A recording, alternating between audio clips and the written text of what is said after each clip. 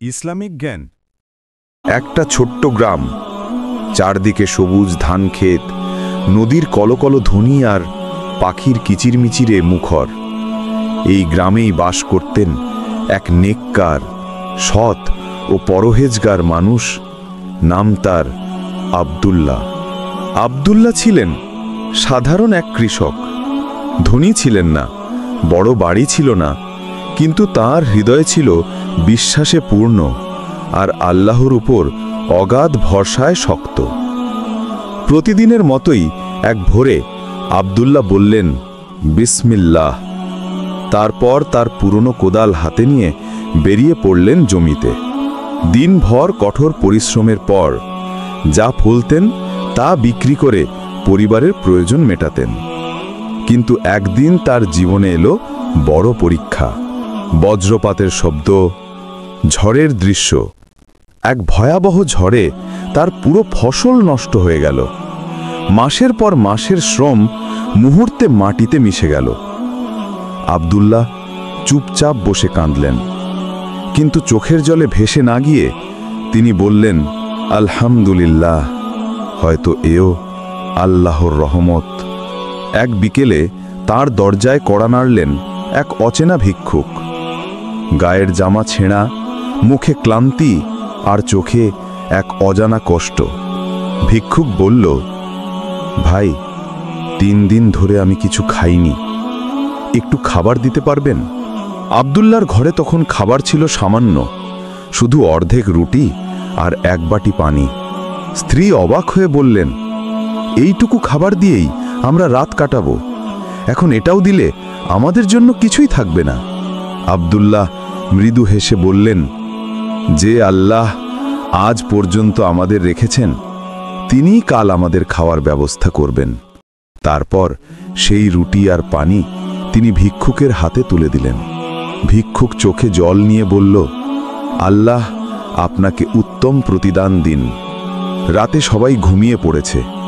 আব্দুল্লাহ ঘুমের মধ্যে একটি স্বপ্ন দেখলেন। তিনি দেখলেন এক বিশাল বাগান, যার মাঝে সোনালি আলোয় ভরা গাছ, আর সেখান থেকে তিনি ফল তুলছেন। একজন ফেরেশতা এসে বলল, এটাই সেই দান যা তুমি করেছিলে আল্লাহর নামে। এখন আল্লাহ তোমার জন্য এই বাগান তৈরি করেছেন জান্নাতে। ঘুম ভেঙে যাওয়ার পর আব্দুল্লাহর চোখে জল। তিনি হাঁটু গেড়ে সেজদায় পড়ে যান। আলহামদুলিল্লাহ, আমি তোমার উপরই ভরসা রেখেছি, হে আল্লাহ। পরদিন তিনি দেখলেন তার জমিতে কিছু অদ্ভুত ঘটনা ঘটেছে। যে জায়গায় ঝড়ে সব ফসল নষ্ট হয়ে গেছিল, সেখানে নতুন চারা গজিয়ে উঠেছে, আগের চেয়ে সবল, সবুজ ও স্বাস্থ্যবান। গ্রামের মানুষ অবাক হয়ে গেল। সবাই বলল, আব্দুল্লাহর জমিতে তো ধ্বংস হয়ে গেছিল সব, এখন এত সুন্দর ফসল কিভাবে? আব্দুল্লাহ মৃদু হেসে বললেন, এটা আল্লাহর রহমত। যখন আমি আমার রুটি এক ক্ষুধার্ত মানুষকে দিয়েছিলাম, তখন আমি আসলে আল্লাহর হাতে দিয়েছিলাম। পবিত্র কুরআনে আল্লাহ তাআলা বলেন, যে ব্যক্তি আল্লাহর পথে তার সম্পদ ব্যয় করে, তার প্রতিষ্ঠিতামক সেই দানার মতো, যা 7টি শীষ উৎপন্ন করে এবং প্রতিটি শীষে থাকে 100 দানা। সূরা আল বাকারা, আয়াত 261। আব্দুল্লাহর দানও সেই রকমই ছিল। তিনি সামান্য খাবার দিয়েছিলেন, কিন্তু বিনিময়ে আল্লাহ তাকে দিলেন জান্নাতের বাগান, রিজিকের বরকত এবং মানুষের হৃদয়ে শ্রদ্ধা। বছর কেটে গেল।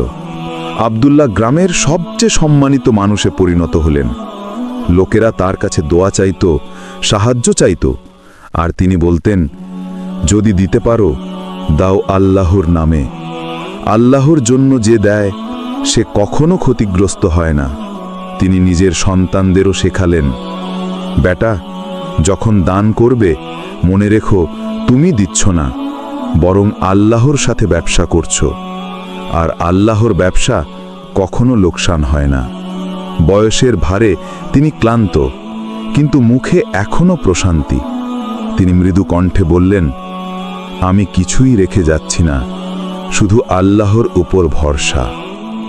চোখ বন্ধ করলেন, ঠোঁটা শেষ বাক্য, লা ইলাহা ইল্লাল্লাহ।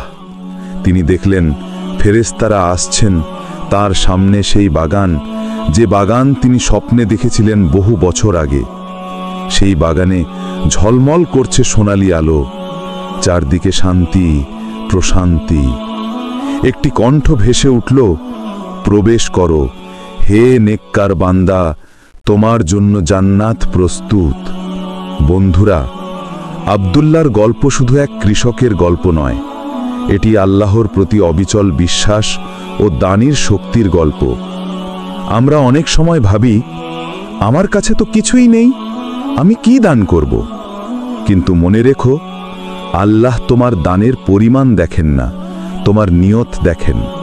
তুমি যদি আল্লাহর সন্তুষ্টির জন্য একটুকু দাও, তিনি তোমাকে ফিরিয়ে দেন গুণিতক আকারে, দুনিয়াতেও আখেরাতেও। দানের প্রকৃত মানে হলো বিশ্বাস রাখা। বিশ্বাস রাখা যে যখন তুমি আল্লাহর জন্য কিছু ছাড়ো, আল্লাহ তোমার জন্য আরও উত্তম কিছু সংরক্ষণ করেন। কুরআনের আয়াতের প্রতিধ্বনি, যে আল্লাহর পথে ব্যয় করে সে ক্ষতিগ্রস্ত হয় না। দান করো আল্লাহর সন্তুষ্টির জন্য, একদিন এই দানই হবে তোমার জান্নাতের চাবি।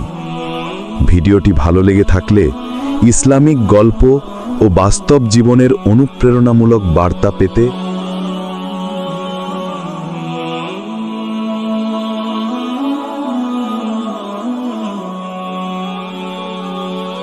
তুমি যখন গভীর রাতে চুপচাপ বসে দোয়া করো, কেউ দেখে না, কেউ শোনে না, কিন্তু তুমি কি কখনো ভেবে দেখেছো তোমার সেই দোয়া ঠিক কিভাবে আল্লাহর কাছে পৌঁছায়? এই অদৃশ্য যাত্রা, এই রহস্যময় যোগাযোগ একটা এমন সম্পর্ক যা শুধু তুমি আর তোমার রব জানো।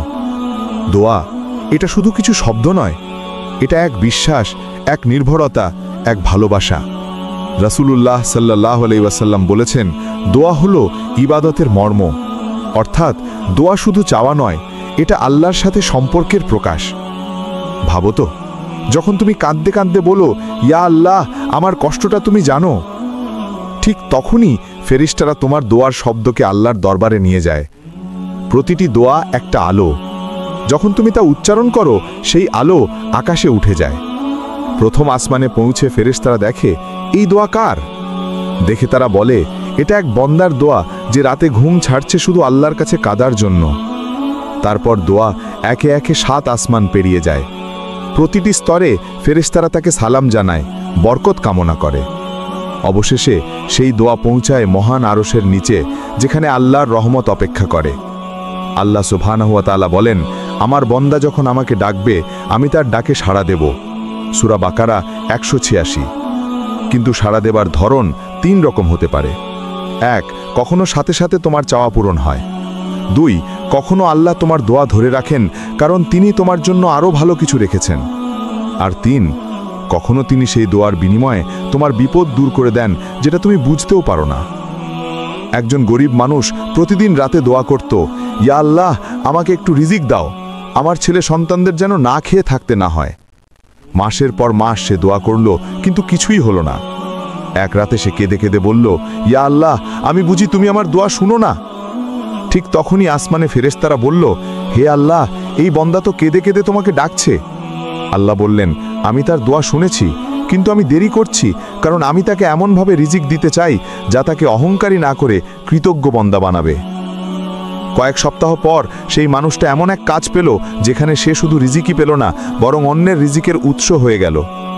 দোয়া দেরিতে পূরণ হয়েছিল, কিন্তু সেটা ছিল নিখুঁত সময়ে। আমরা অনেক সময় ভাবি, আমার দোয়া কি আসলে পৌঁছাচ্ছে? কিন্তু জানো, আল্লাহ কোনো দোয়া কখনো ফেলে দেন না। ফেরেশতারা বলে, হে আল্লাহ, এই বন্দার দোয়া তো এখনো পূরণ হয়নি। আল্লাহ বলেন, তার জন্য আমি জান্নাতে সংরক্ষণ করেছি এমন কিছু যা সে পেলে বলবে, ইয়া আল্লাহ, যদি জানতাম এমন পুরস্কার পাবো, তবে দুনিয়ায় কোনো দোয়া কবল চাইতাম না। দোয়া করার সবচেয়ে বড় বরকত হলো, এটা তোমাকে আল্লাহর কাছাকাছি নিয়ে যায়। যখন তুমি হাত তুলো, তখন তুমি তোমার দুর্বলতা স্বীকার করছো আর আল্লাহর ক্ষমতা মানছো। এই অবস্থায় তুমি সবচেয়ে শক্তিশালী হয়ে যাও, কারণ তোমার সাথে আছেন রব্বুল আলামিন। দোয়া করার কিছু বিশেষ সময় আছে। রাতের তাহাজ্জুদের সময়, জুমার দিন, বৃষ্টির সময়, রোজা ভাঙার মুহূর্তে, এই সময়গুলোয় আকাশের দরজা খুলে যায়, ফেরেশতারা অপেক্ষা করে আজ কে দোয়া করবে। আর আল্লাহ বলেন, কোন বন্দা আছে যে আমার কাছে চাইবে, আমি তাকে দেব। তুমি হয়তো ভাবছো আমার দোয়া ছোট, আমার সমস্যা ছোট, কিন্তু আল্লাহর কাছে কোনো দোয়া ছোট নয়। তুমি হয়তো বলছো, ইয়া আল্লাহ আমি ভয় পাচ্ছি, আর আল্লাহ তখন তোমার অন্তরে প্রশান্তি ঢেলে দেন। তুমি বলছো, ইয়া আল্লাহ আমি একা, আর আল্লাহ তোমাকে এমন সঙ্গ দেন যা তোমার হৃদয় শান্ত করে। তুমি বলছো, ইয়া আল্লাহ আমি হারিয়ে গেছি, আর আল্লাহ তোমাকে পথ দেখিয়ে দেন যেখানে তুমি তার কাছে ফিরে আসো।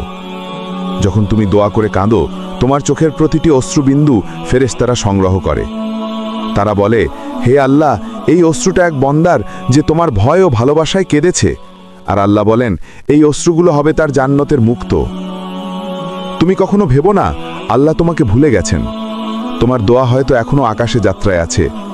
কখনো কখনো আল্লাহ দেরি করেন, কারণ তিনি তোমাকে প্রস্তুত করছেন সেই নেয়ামতের জন্য। তোমার কাজ একটাই, হাত তোলা বন্ধ করো না, কারণ যতক্ষণ তুমি চাও ততক্ষণ আল্লাহ শুনছেন। এটাই দোয়ার রহস্য, এটাই বান্দা আর রবের ভালোবাসার সেতু। মেয়াজ একটু ভেবে দেখো, তোমার দোয়া কিভাবে আল্লাহর কাছে পৌঁছায়। আর পরের বার যখন দোয়া করবে, বিশ্বাস রাখো তোমার রব শুনছেন, তিনি অপেক্ষা করছেন তোমার সেই ডাকের জন্য।